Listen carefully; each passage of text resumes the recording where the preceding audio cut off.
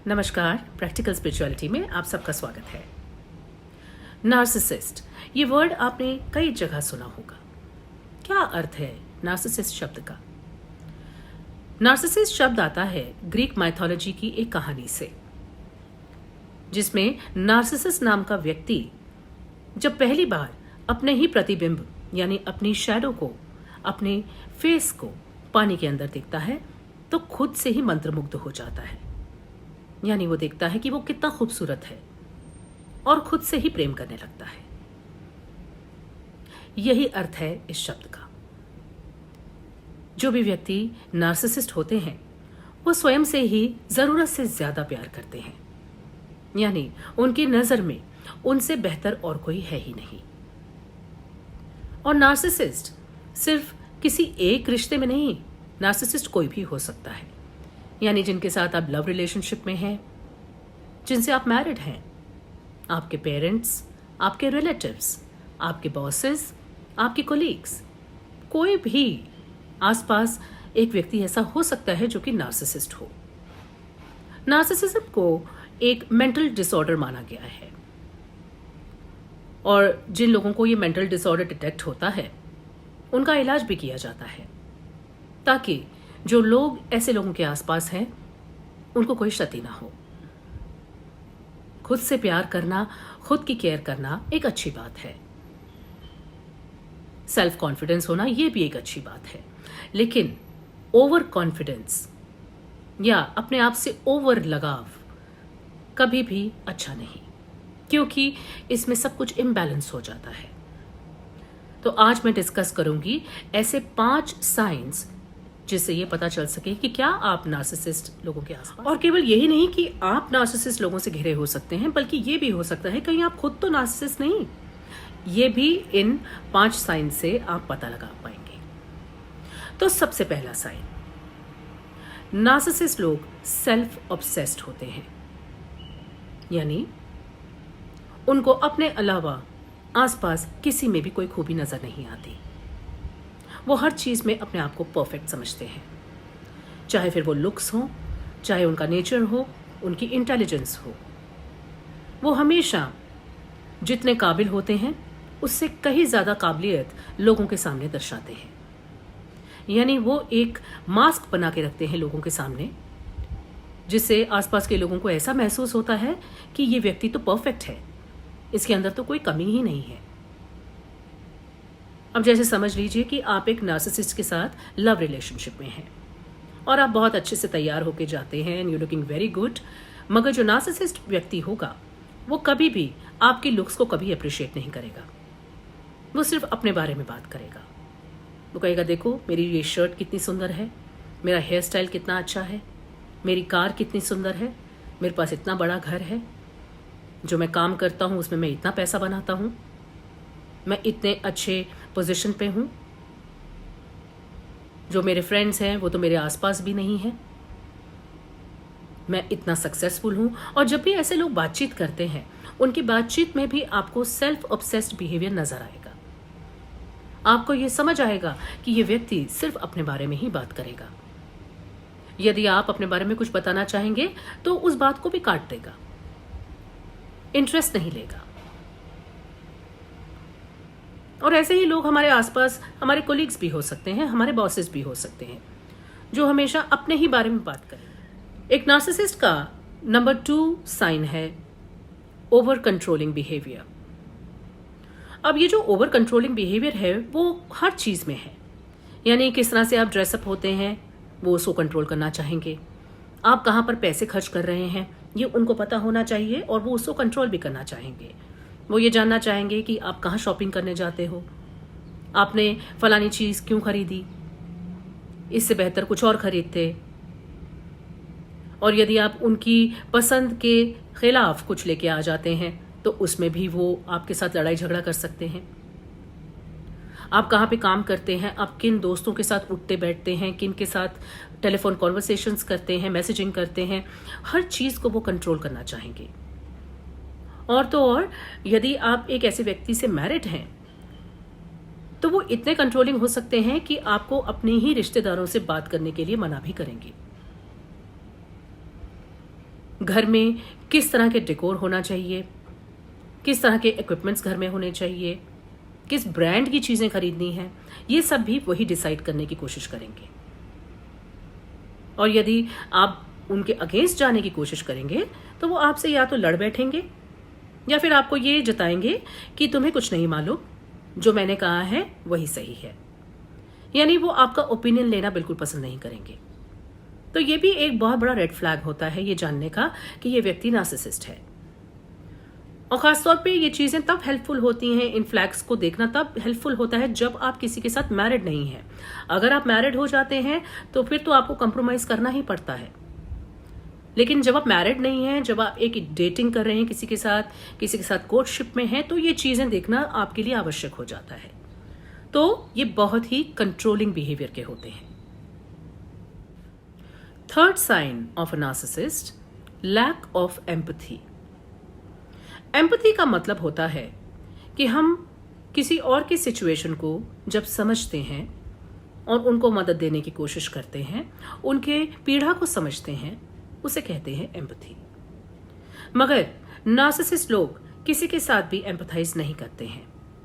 यानी वो आपसे कुछ ऐसे शब्द कह देंगे जब वो गुस्से में होंगे, कुछ भी ऐसा बात बोलेंगे जो कि आपको बहुत हर्टफुल लग सकती है, लेकिन उन्हें कोई फर्क नहीं पड़ेगा कि आप हर्ट हो रहे हैं कि नहीं। यदि वो किसी जगह पे जाते हैं और किसी व्यक्ति के साथ लड़ाई झगड़ा करते हैं या किसी को कुछ उल्टी सीधी बात बोलते हैं, तो वो बात जितनी भी हर्टफुल हो, उन्हें इस बात का कोई फर्क नहीं पड़ेगा कि सामने वाले को कैसा फील हो रहा है। यानी इन लोगों में एम्पैथी की बहुत कमी होती है। और ये लोग बाद में भी इस बात को रियलाइज नहीं करते कि गुस्से में आके इन्होंने कुछ गलत शब्द बोल दिए हैं या कोई गलत बात बोल दी है, बल्कि ये तो कहते हैं कि हम हमेशा ही सही हैं, जो हमने कहा वो सही कहा, क्या गलत है उसमें। तो इसलिए ये कभी अपोलोजाइज भी नहीं करेंगे और कभी किसी के साथ एम्पैथाइज भी नहीं करेंगे। जैसे एक रिलेशनशिप में, क्योंकि आप सब कुछ बातें शेयर करते हैं एक दूसरे के साथ, तो आप तो भोलेपन में अपनी हर बात को शेयर कर देंगे जो चीज आपको बॉदर कर रही है। लेकिन यदि आप ये बातें एक नार्सिसिस्ट के सामने बोल रहे हैं तो उनको आपसे कोई एम्पैथी नहीं होगी, बल्कि हो सकता है वो आपकी बात को सुने भी ना, चाहे वो बात आपके लिए कितनी इंपॉर्टेंट हो सकता है उस बात को कोई वैल्यू ही नहीं दे और उस बात को इग्नोर कर दे। और ये बात बहुत हर्टफुल लगती है, खासतौर पे यदि वो बात आपके लिए इंपॉर्टेंट हो। तो इसलिए एक नार्सिसिस्ट व्यक्ति में एम्पैथी की कमी होती है। Fourth sign of a narcissist, bad relationships. ये सबसे आसान तरीका है एक नार्सिसिस्ट को स्पॉट करने का।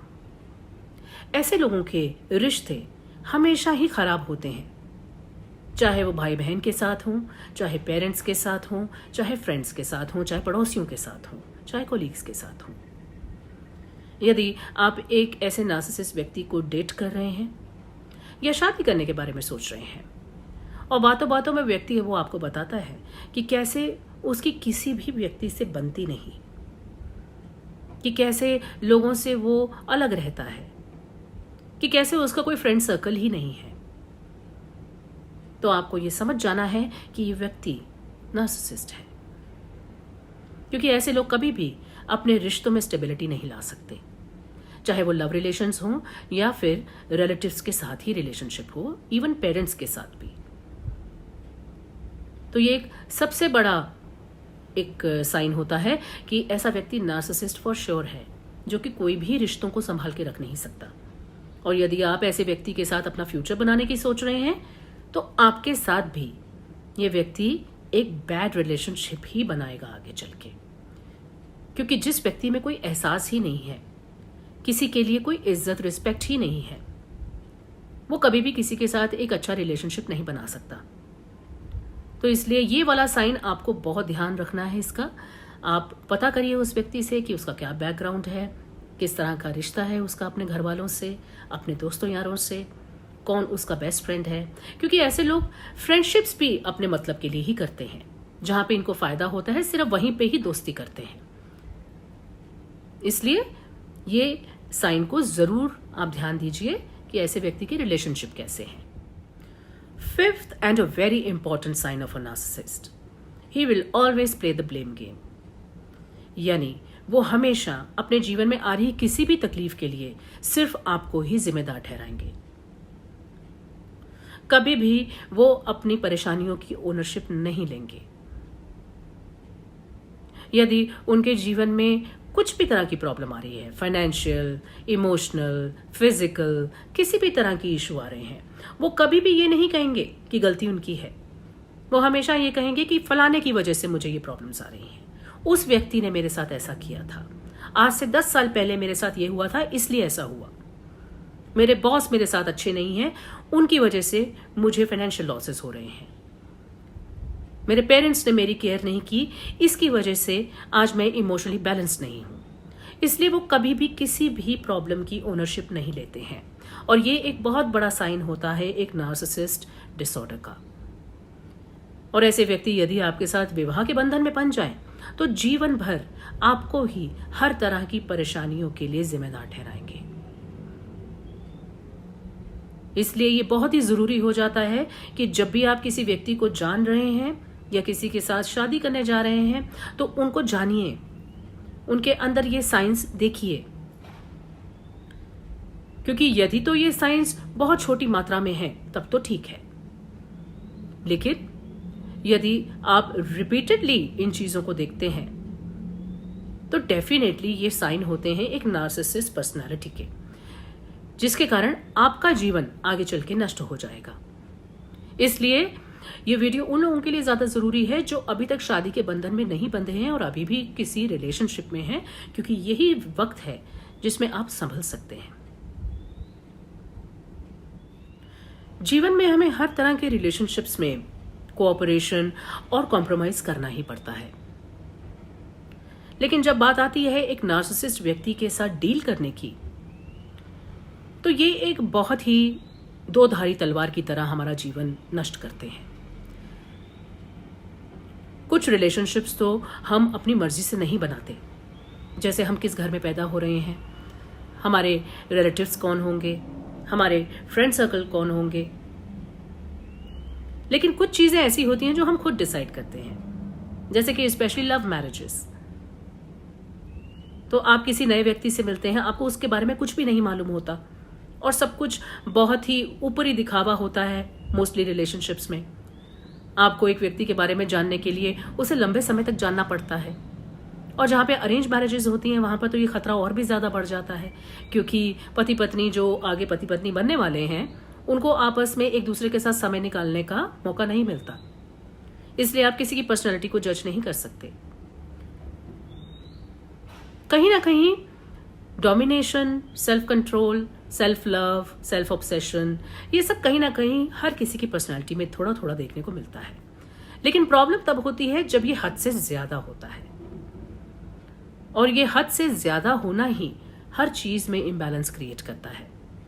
इसलिए बेहतर तो यही है कि हम ऐसे लोगों से दूर रहें या ऐसी कंपनी से दूर रहें जहां पर हमें पता है कि पर्टिकुलर पर्सन नार्सिसिस्ट है, लेकिन कुछ कुछ रिश्ते ऐसे होते हैं जिन्हें हम इग्नोर नहीं कर सकते, जिनसे हम दूर नहीं जा सकते चाहकर भी। तो ऐसी सिचुएशन में हमें क्या करना चाहिए, इसके लिए भी तरीके हैं कि यदि आप नार्सिसिस्ट लोगों से घिरे हैं तो आपको क्या करना चाहिए। नार्सिसिज्म एक एक्चुअल प्रॉब्लम है, और खासतौर पे इसका दुख वही समझ पाते हैं जो इस सिचुएशंस के थ्रू जा रहे हैं। मैं आपसे अगले वीडियो में टिप्स एंड ट्रिक्स लेके आऊंगी, जिसमें हम ये डिस्कस करेंगे कि नार्सिसिस्ट लोगों से हम कैसे निपटें। आप अपने एक्सपीरियंसेस, अपने कमेंट्स जरूर लिखिए इस वीडियो में।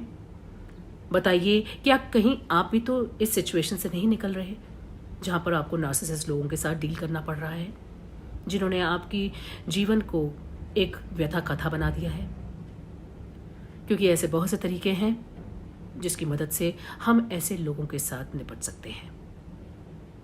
तो मुझे उम्मीद है आपके लिए ये वीडियो हेल्पफुल रहेगा। शेयर कीजिए इस वीडियो को, ताकि उन सभी लोगों को इस बात की जानकारी हो सके कि किस तरह से अनवांटेड रिलेशनशिप से हम निकलें।